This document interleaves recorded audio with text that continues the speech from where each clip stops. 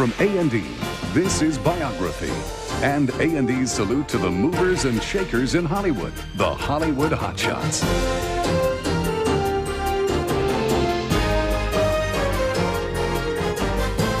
And now, on location in Hollywood, Peter Graves. Welcome to Hollywood and Biography's week-long look at the hottest stars in movies today. We're here at the gallery at the Motion Picture Academy, which is displaying sets from recent films, including this one from the Flintstones.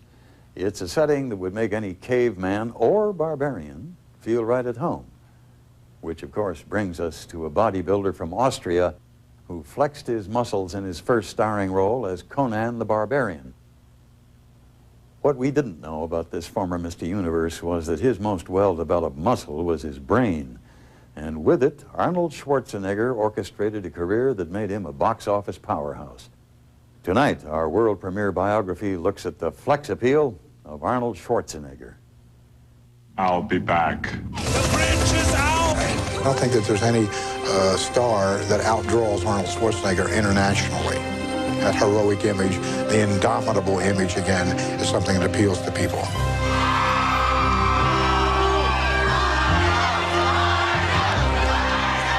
He's the best at being Arnold, you know.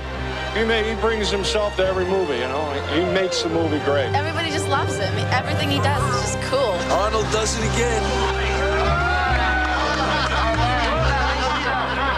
And you could certainly call him savvy, and you would be right, but there's a lot more to him than that. He had an iron will, an iron heart, and he knew what he wanted, and this is what he wanted, and this is what he did. Arnold Schwarzenegger!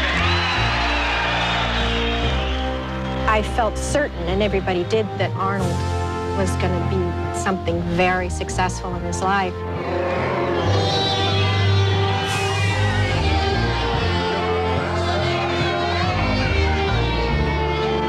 If I would describe Arnold in one word, this word would be joy.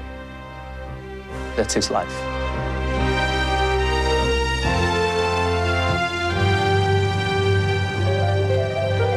Playing now, remember? He's just moving. I don't know anybody that has more energy than him.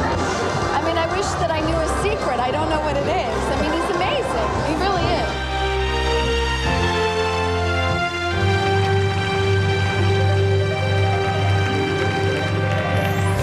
Arnold is one of the most interesting people in America right now. He's taken his muscles and he's used them as a foundation for the great American Horatio Alger story. And I think Arnold's going to become one of the most important people in our generation.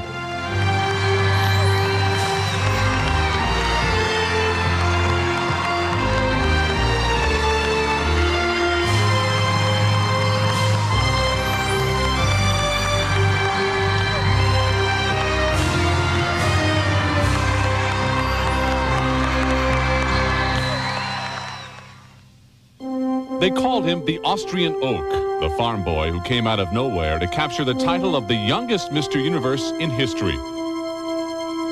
He made his way to this country bearing only a gym bag and an American dream even more expansive than his magnificent physique.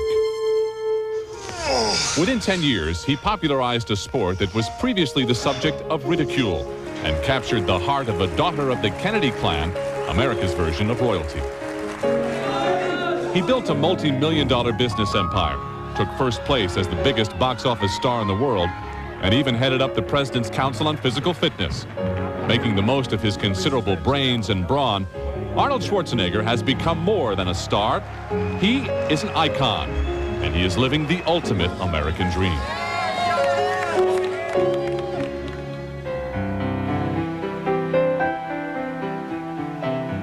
Many of us struggle to try and figure out what we want to do in life. Arnold figured it out very, very early. In fact, he may have figured it out earlier than anyone we know. Like a scene from The Sound of Music, the rural village of Thal, Austria nestles between mountains, green forests, and the shores of the Talersee Lake.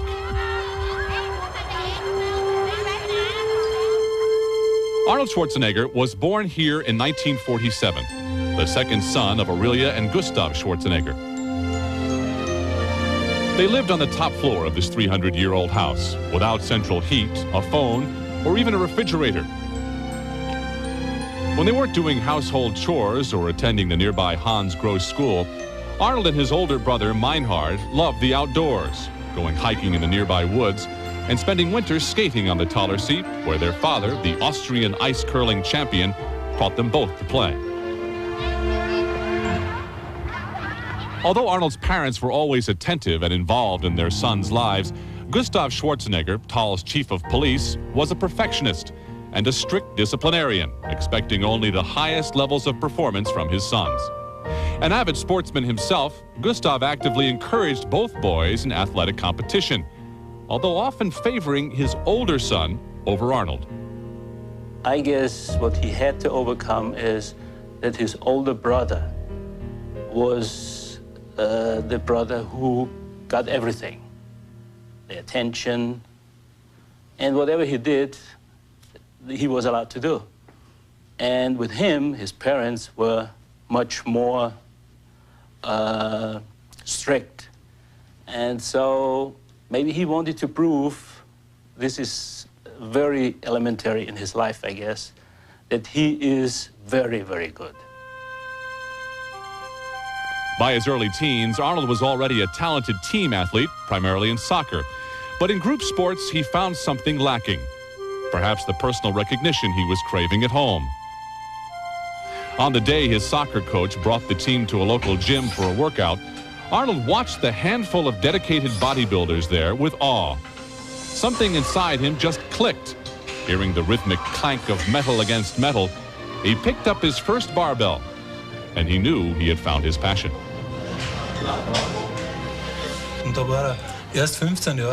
At the age 15, he said, "I'll be the best bodybuilder." Many didn't believe him and laughed at him. They said, "These are big words for such a young man." When he just started, we never thought he could be a famous bodybuilder. He had a low pain tolerance. But then his muscle mass started to expand greatly. This was a great stimulant. He started to work harder, and he said that he had to overcome the pain. He had to substitute the feeling of pain with feeling of pleasure. It was just one of those things that when I started picking up weights the first time, and when I did push-ups and chin-ups and sit-ups and all those exercises that you usually do in a school, my body responded very quickly, so that in a very short period of time, I could lift more weight than anyone else. Karl Marnul, the owner of the gym where Arnold first trained, took him under his wing, introducing him to training techniques and muscle magazines, and to bodybuilding idols like Reg Park and Steve Reeves. Arnold hung pictures of his heroes in his room and sat alone in dark theaters watching movies in which they starred. He dreamed of being like them and joining in their on-screen adventures.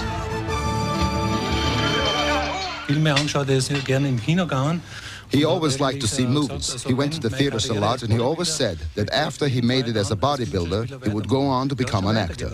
He always thought ahead, and to him, America was the country in which bodybuilding, especially in that time, had the best chance as a sport.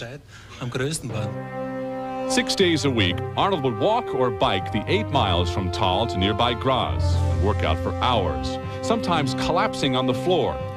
Once, he even broke a window in the gym to be able to train on a Sunday. In the winter, the room would get so cold, his hands sometimes froze to the bars. His parents were dismayed at this obsession with what they called the least popular sport in Austria.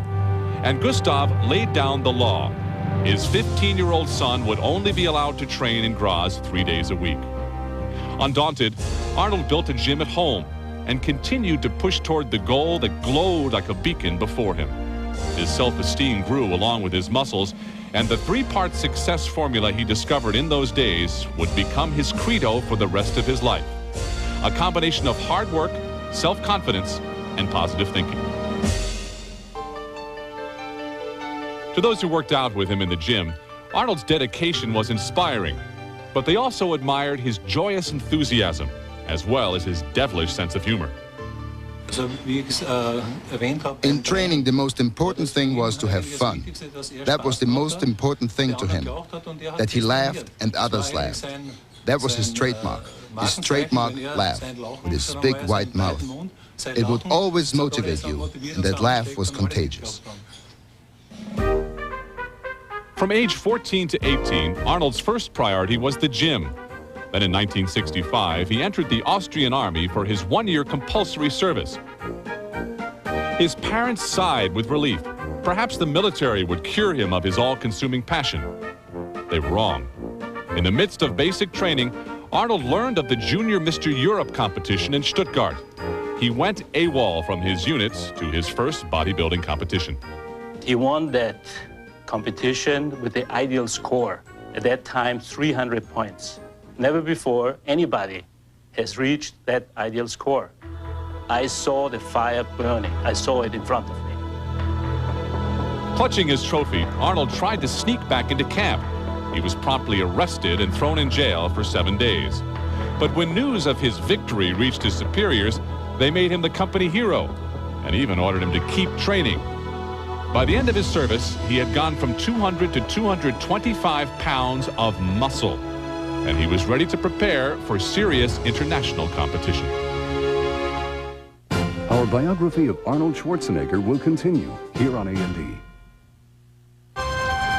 When 19-year-old Arnold Schwarzenegger arrived in Munich in 1966, he was a small-town boy overwhelmed by the bustling city.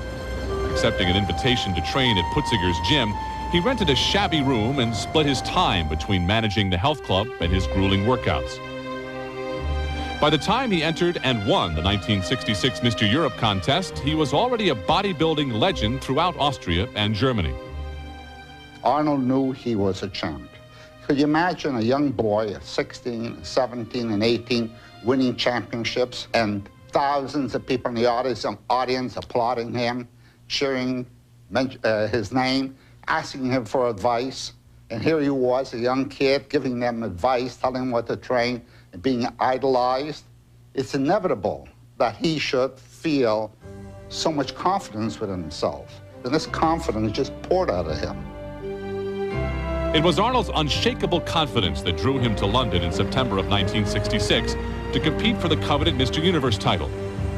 The 19-year-old wonder took his place among the most acclaimed bodybuilders in the world and amazingly won second prize. He returned to Munich better aware of his weaknesses and more determined than ever to take the title for himself the next year. I had a very clear vision in front of me to win the Mr. Universe title. And that vision brought me so much joy and so much, there was so much excitement there that every time I went to the gym and trained in the gymnasium, it was like, in my mind, to get a step closer to this score. So I couldn't wait to go to the gym. I couldn't wait to do another sit-up, another repetition of bench press or squats or whatever the exercise was, because I knew each poundage that I lifted took me a step closer to this score. Arnold looked in the mirror and he saw what could be done with his body, and he would meticulously shape it, very much like a sculptor might a piece of marble. 1967 was a whirlwind for the ambitious young man who managed to scrape together enough money to buy the gym for himself. He was invited to give exhibitions throughout Europe, and for the first time in his life, he had fans clamoring for autographs. When he finally returned to London for his second amateur Mr. Universe contest, he already knew he was a winner.